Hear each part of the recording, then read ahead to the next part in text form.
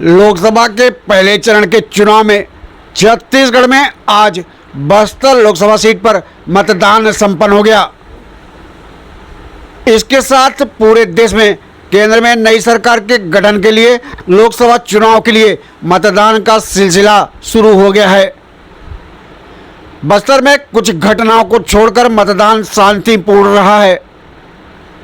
बीजापुर जिले में इस दौरान आईईडी ब्लास्ट की 2 घटनाएं हो गई हैं।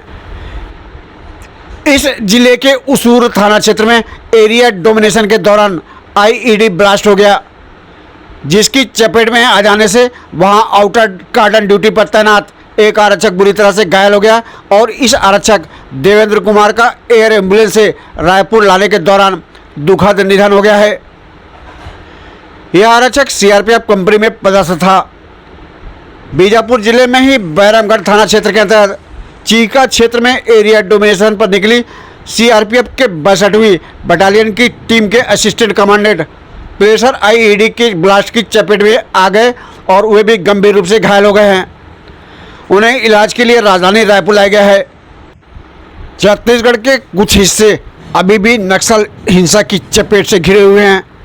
यहाँ नक्सल हिंसा की वारदातें बार बार हो रही हैं। ये जो घटनाएं हुई हैं, इन्हीं की आशंकाओं के चलते छत्तीसगढ़ में बस्तर लोकसभा सीट पर अकेले चुनाव कराया गया है। बस्तर लोकसभा क्षेत्र में प्रत्येक बार कड़े सुरक्षा के साथ मतदान कराया जाता है। इस बार भी यहां मतदान के दौरान मतदान केंद्रों पर सुरक्षा के कड़े प्रबंध किए गए थे। निर्वाचन कार्य में नियोजित शहीद देवेंद्र कुमार के परिजनों को 30 लाख रुपए की अनुग्रह राशि प्रदान की जाएगी। वहीं घायल असिस्टेंट कमांडेंट मनु एचसी को 15 लाख रुपए की अनुग्रह राशि प्रदान की जाएगी। देश में पहले चरण में 21 राज्यों और केंद्र शासित प्रदेशों में मतदान संपन्न कराया गया है। इन क्षेत्रों के 102 संसदीय सीटों के लिए मतदान कराया गया है। इस दौरान जम्मू के उधमपुर हिस्से में बारिश हुई, लेकिन लोगों ने लाइन में लगकर मतदान किया। कई स्थानों पर बुजुर्ग मतदाताओं के पास घर से वोट देने का विकल्प होने के बावजूद उन लोगों ने मतदान केंद्रों पर जाकर मतदान किया। छत्तीसगढ़ में ज़्यादातर स्थानों पर आज सुबह से धूप निकली थी। दोपहर तक यहां गर्मी काफ़ी बढ़ गई थी, लेकिन यहां बस्तर लोकसभा क्षेत्र में भारी मतदान होने की खबर है। महिला मतदाताओं ने भी लंबी लाइन में लगकर मतदान किया।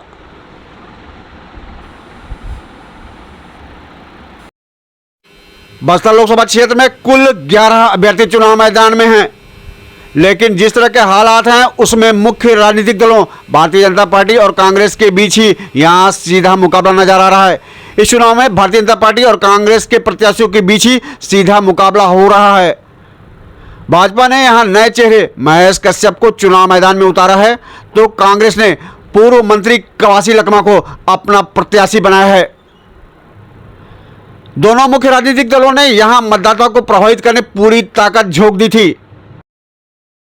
मुख्य निर्वाचन पदाधिकारी कार्यालय रायपुर के द्वारा हर क्षेत्र में मतदान की हर पल की गतिविधियों पर नजर रखने के लिए राजधानी रायपुर में नियंत्रण कक्ष स्थापित किया गया है।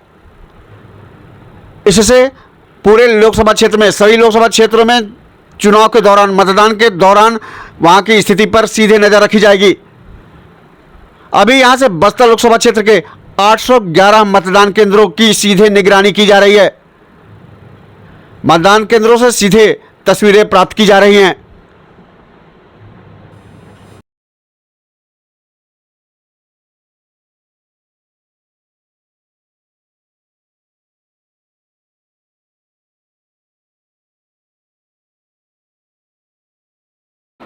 ऑनलाइन न्यूज चैनल असल बात न्यूज छत्तीसगढ़ से लोकसभा चुनाव की प्रत्येक छोटी बड़ी गतिविधियों को आप तक पहुंचाने की कोशिश कर रहा है। मैं हूं अशोक त्रिपाठी। आप हमारे साथ लगातार बने रहिए। नमस्कार।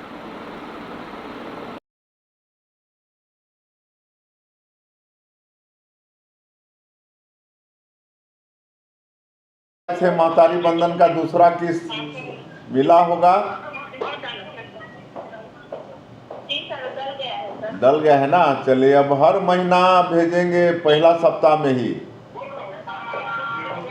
विरोधी लोग वो गलतफहमी फैला रहे हैं कि ये आगे चल के बंद हो जाएगा। ऐसा नहीं है ना। हम लोग जब तक सरकार में रहेंगे और जब तक सरकार में रहेंगे तब तक हर महीना देते रहेंगे। 5 साल के लिए आप लोग बनाए हैं हम लोग को सरकार में, तो 5 साल तक देते रहेंगे। आगे आप लोग फिर आशीर्वाद देंगे तो फिर देंगे। महतारी बंधन का पैसा कई जगह से पूछते हैं बहनें कि आगे बंद हो जाएगा, तो ऐसा नहीं है, बंद नहीं होगा।